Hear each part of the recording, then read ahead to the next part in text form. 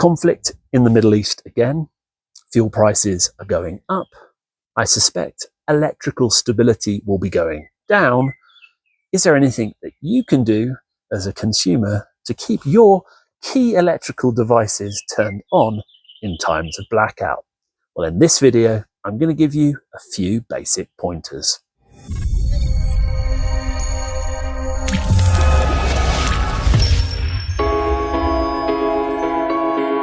We do rely on gas and oil powered power stations to generate that surplus of electricity that we need when renewables aren't cutting it. And unfortunately, if oil and gas becomes scarce, we'll find that those power stations won't be able to run as often as we hoped. And I hope not, but there is always the possibility of rolling blackouts. So I'm in this video going to give you 3 potential options that you can create at home yourself, ranging from a cheap option to a really expensive option, as well as something that you can put into your car to give you an idea on how to keep some lights on and keep key electrical devices charged and ready to go in those times of blackout. Before we continue, here's a quick disclaimer.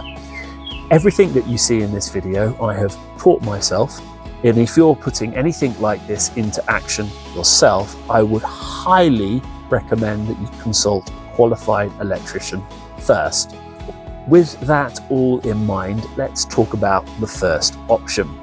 This is the most inexpensive option and something that you can pick up very easily from your local shop. One weekend, I was in Nairobi and I went to one of the many AliExpress shops in town.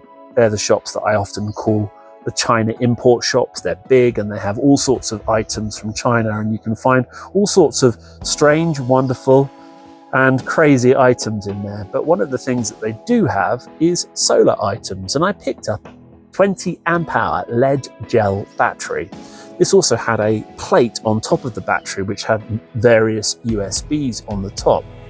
I added a very cheap charge controller and found a 30-watt solar panel from the same shop. Added to that a 12-volt LED strip which sits in the counter of my kitchen, and I've created something that can not only charge cell phones and iPads, but also provide a little bit of electrical light. If you're using it during the day, the sunlight is charging the battery, but also providing enough electrical charge to charge things like phones. And this is probably the simplest and the least expensive way of creating a little bit of electrical lighting in your home, charging from sunlight and also charging those key essential electrical devices that you need to keep connected with the world. The second option builds on the same idea of having a lead gel battery, but it's increasing the amp hours. And I've actually created a number of these boxes over the last year and have given to people. I've coupled them with a 100 or 150 watt solar panel, and I've also added a 230 or 240 volt inverter which can power some electrical devices in your home. This particular system that I'm using actually has my camping fridge connected to it, and that's a really useful thing to keep into mind, is how you might keep food fresh in prolonged periods of blackout.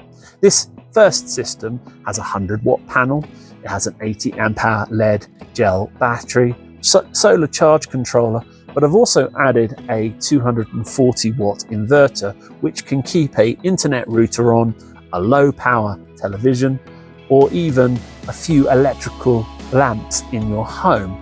Now you can scale this up. I've made a number of systems over the year, and I've got 80 amp hour systems, 100 amp hour systems, and I'm actually even building a 300 amp hour system.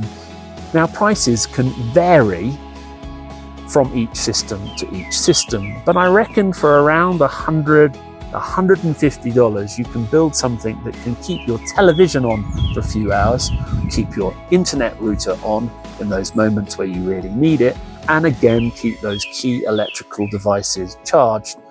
And adding a 100 to 150 watt panel can provide enough energy during the day to recharge the battery, to keep those devices running in the day, and then when nighttime comes, that battery kicks in and keeps all of those appliances going. Now, the third option might cost you a little bit of money, but perhaps not as much as you think. When I put this system together, it cost me about 300 to 400,000 shillings. It has a 5,000 watt inverter. It has 5,000 watts of solar panel on the roof, and it has a 5,000 watt lithium ion battery.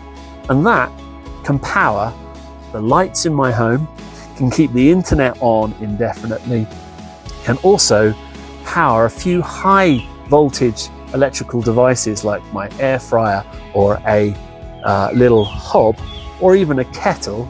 So even in worst case scenarios, I'm in the position where I am able to cook, provide lighting for my home, keep the internet on, as well as have some of those creature comforts. I built my system in a way because I live in a home that isn't actually mine. So if I ever have to move, I can take everything down in an afternoon, put it in the back of my car, take it to the new place.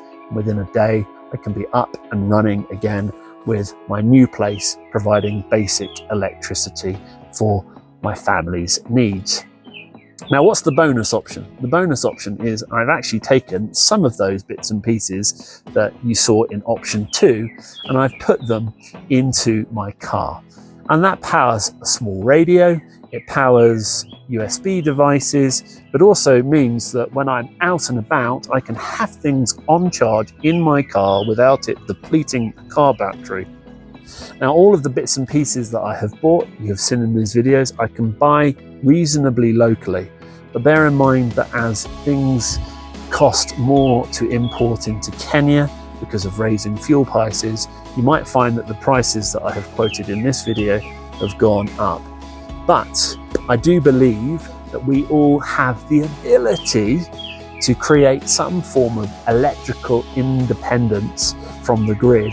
So should the worst happen, should we find rolling blackouts be put into place, at least you'll have electrical provision that will help keep you connected, keep you illuminated, and keep you a little bit more comfortable until hopefully the world finds itself in a safer place. Thanks so much for taking the time to watching this video. Hopefully I have sparked your imagination. Remember that everything you've seen me do in this video, please replicate at your own risk.